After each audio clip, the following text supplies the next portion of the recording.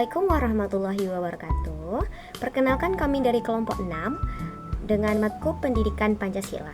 Baik, judul proyek kami yaitu mewujudkan Pancasila di era digital dalam kehidupan sehari-hari. Pancasila sebagai dasar negara Indonesia memiliki peran yang sangat penting dalam membentuk karakter bangsa. Nilai-nilai luhur yang terkandung dalam Pancasila harus diimplementasikan di berbagai aspek kehidupan, termasuk dalam era digital yang semakin pesat dan berkembang, membuka banyak peluang tetapi juga menghadirkan tantangan tersendiri dalam mempertahankan dan mewujudkan nilai-nilai Pancasila di tengah masyarakat. Oleh karena itu, kehidupan sehari-hari kita harus dapat mengadaptasikan nilai Pancasila dalam integrasi digital agar tetap menciptakan Indonesia yang harmoni dan dalam keadilan sosial bagi seluruh rakyat Indonesia. Berikut adalah upaya untuk mewujudkan Pancasila di era digital. Sila pertama, ketuhanan yang Maha Esa. Pancasila mengajarkan bahwa setiap warga negara Indonesia harus menghormati agama dan kepercayaan masing-masing. Dalam era digital, kita dapat mewujudkan sila ini dengan cara menghormati perbedaan agama. Di dunia digital seringkali menjadi tempat bertemunya berbagai budaya, agama, dan latar belakang. Oleh karena itu, pentingnya untuk menjaga etika dalam berinteraksi secara online, menghargai perbedaan agama dan tidak menyebarkan ujaran kebencian berpotensi memecah belah persatuan adalah hal yang harus dilakukan dalam diskusi dan percakapan di media sosial. Hindari berkomentar yang menyinggung agama lain. Baiklah, saya akan membacakan sila kedua, yaitu kemanusiaan yang adil dan beradab. Pancasila mengajarkan untuk selalu menjunjung tinggi martabat manusia, memperlakukan sesama dan adil dan beradab. Dalam era digital, kita harus memastikan bahwa penggunaan teknologi tidak mengorbankan nilai-nilai kemanusiaan. Beberapa cara untuk mewujudkan sila kedua adalah sebagai berikut. Menghormati hak asasi manusia.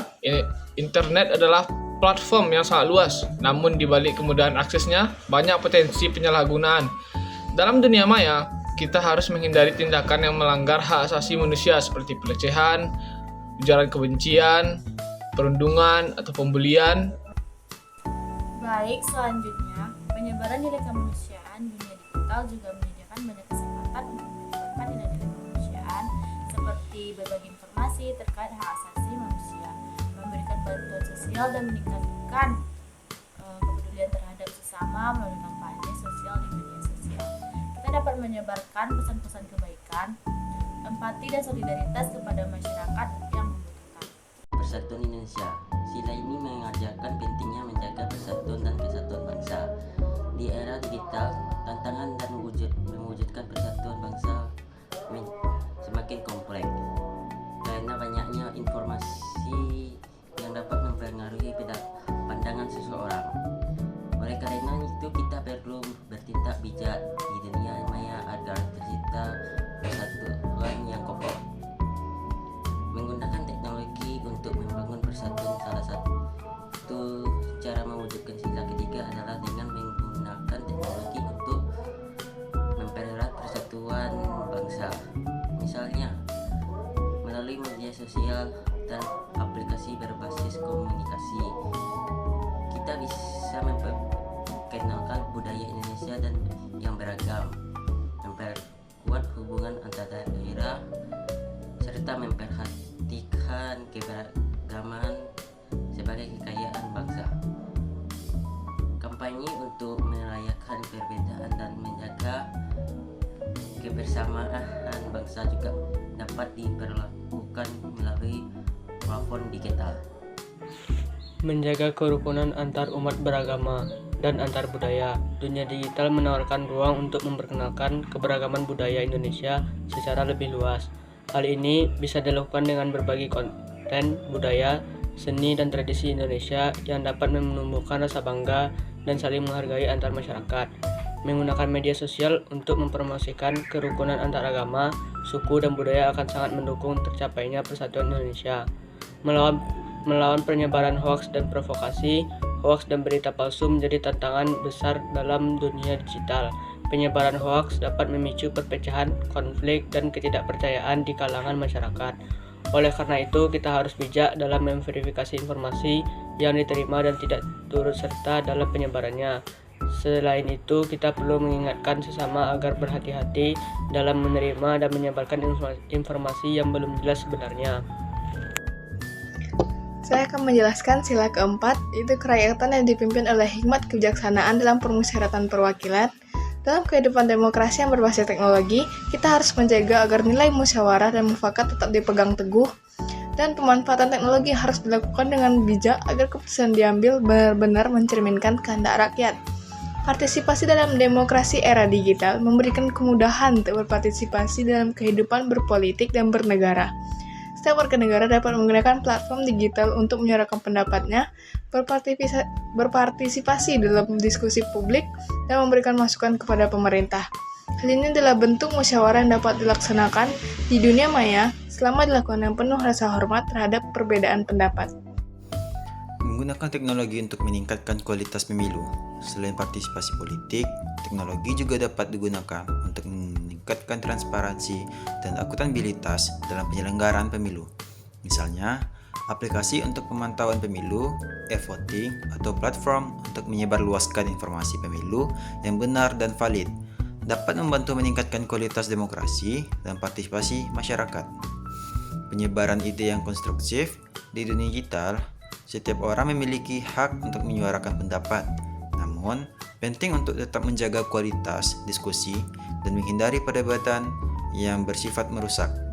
Menggunakan teknologi untuk menyebarkan ide-ide yang konstruktif, mengedukasi masyarakat tentang pentingnya musyawarah untuk mufakat, serta menjaga etika dalam berdebat adalah cara untuk mewujudkan nilai sila keempat.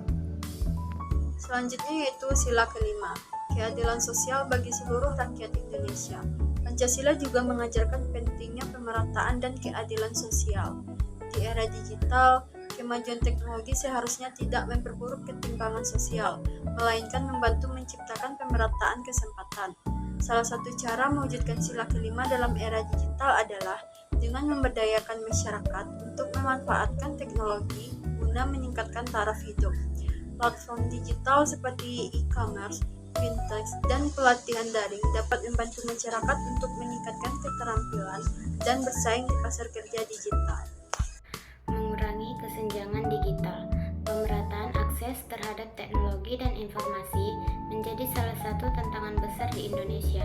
Untuk mewujudkan keadilan sosial, penting bagi pemerintah dan masyarakat untuk bekerja sama dalam menyediakan infrastruktur digital yang memadai di seluruh daerah, terutama di daerah-daerah terpencil. Hal ini akan membuka kesempatan yang sama bagi setiap warga negara untuk mengakses pendidikan, informasi, dan layanan publik secara digital. Program kesejahteraan berbasis digital. Teknologi digital dapat digunakan untuk mempercepat distribusi bantuan sosial dan meningkatkan transparansi dalam pengelolaan dana kesejahteraan. Dengan aplikasi yang memudahkan masyarakat untuk mengakses bantuan sosial atau program kesejahteraan lainnya, kita dapat memastikan bahwa setiap orang mendapat bagian yang adil sesuai dengan kebutuhan mereka. Baik, dampak dari mewujudkan Pancasila melalui era digital dalam kehidupan sehari-hari dapat dibagi ke dalam beberapa aspek. Aspek pertama, itu ada dampak positif. Yang pertama, penyebaran nilai Pancasila yang lebih luas. Era digital memungkinkan penyebaran informasi mengenai nilai-nilai Pancasila secara cepat dan luas melalui media sosial, platform, online, dan aplikasi digital. Hal ini dapat memperkuat pemahaman dan penerapan Pancasila dalam masyarakat, terutama bagi generasi muda yang lebih akrab dengan teknologi. Yang kedua, ada pendidikan dan kesadaran Pancasila. Platform pendidikan online dan aplikasi pembelajaran dapat digunakan untuk mengajarkan nilai-nilai Pancasila dengan cara yang lebih interaktif dan menarik, membantu meningkatkan kesadaran nasionalisme dan cinta tanah air. Yang ketiga, ada toleransi dan keharmonisan sosial. Dengan adanya ruang digital untuk berdialog dan berbagi, penerapan Pancasila dalam kehidupan sehari-hari dapat meningkatkan nilai-nilai toleransi, musyawarah, dan gotong royong, serta mempererat hubungan sosial antar warga negara yang beragam. Yang keempat, ada inovasi dan kemajuan sosial. Era digital memberi kesempatan untuk menciptakan program-program sosial yang sejalan dengan nilai-nilai Pancasila, seperti pemberdayaan masyarakat, peningkatan akses pendidikan, dan peningkatan kualitas hidup dengan berbasis teknologi. Baik, selanjutnya ada dampak negatif juga. Yang pertama, penyebaran hoaks dan polarisasi. Era digital juga berpotensi penyebaran informasi yang tidak benar atau hoaks dan memperburuk polarisasi sosial yang bertentangan dengan prinsip-prinsip Pancasila yang menekankan persatuan dan kesatuan. Informasi yang salah dapat mengarah pada perpecahan sosial. Yang kedua, ada penyalahgunaan media sosial. Penggunaan media sosial yang tidak bijaksana dapat mengarah pada ujaran kebencian, diskriminasi, dan perilaku intoleran yang berlawanan dengan nilai-nilai Pancasila seperti kemanusiaan yang adil dan beradab. Yang ketiga, ada ketergantungan pada teknologi.